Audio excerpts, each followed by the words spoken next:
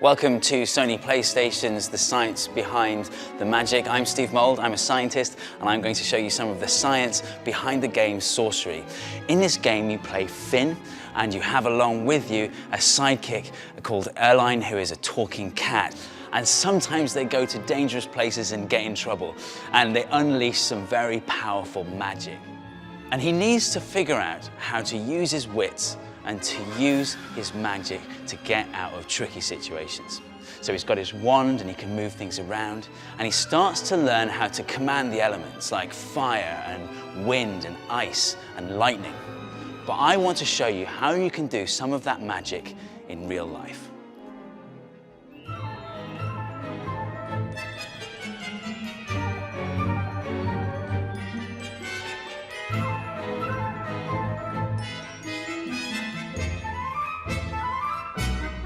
In Sorcery, Finn uses his wand to move things around, and as the player, you're using the move controller, so it's like you've got your own wand as well.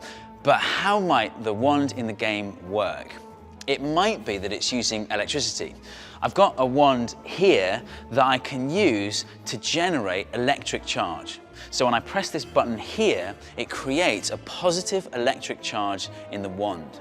And I can use it to transfer that charge to other things. So I've got a filament here, and by touching them together, I can transfer a positive electric charge to the filament. And when you've got two objects that both have a positive charge, they'll repel each other. So I should be able to move this filament around using the repulsive electric force between the two. Here we go.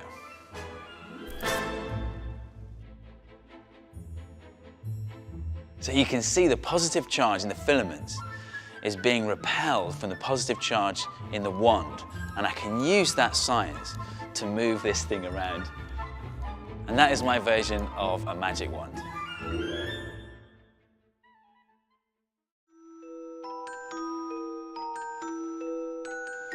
In the game, Finn learns to command the wind, and he uses it as a weapon against his enemies. But what if you wanted to fire air at someone in real life? How could you do that? I suppose you could give it a push or something like that. We could try that here, see if we can knock over this scroll. Okay, here we go. Give the air a push.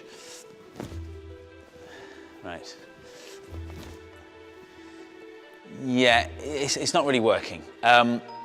But you can do it. You just have to form the air in a certain way so that it doesn't break down as it's traveling. And there is a way to do that. You create a circular vortex, and all you need is a special cannon called a vortex cannon or a smoke ring cannon. I've got one here, and I should be able to knock down this scroll quite easily. Yes! And so that is how I would fire air at someone.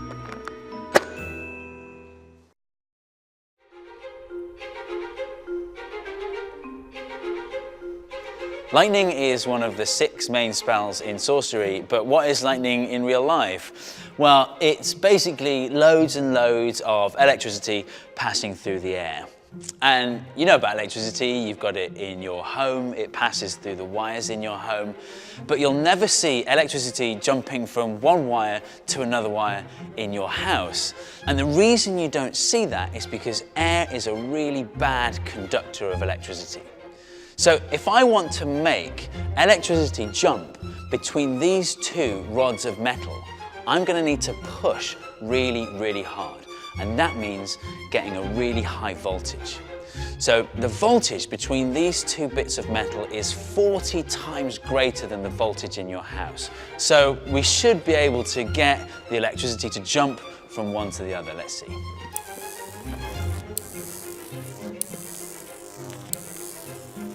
So there you go, electricity jumping through the air in real life. Finn is able to freeze rivers in Sorcery, and freezing happens when water goes below 0 degrees. But it doesn't happen straight away. Water needs a little bit of encouragement to turn into ice, and so I've got some water here that's below freezing but hasn't yet turned into ice. And the encouragement I can give it is to pour it over some ice that already exists, and hopefully the crystals will grow over the ice. Let's see.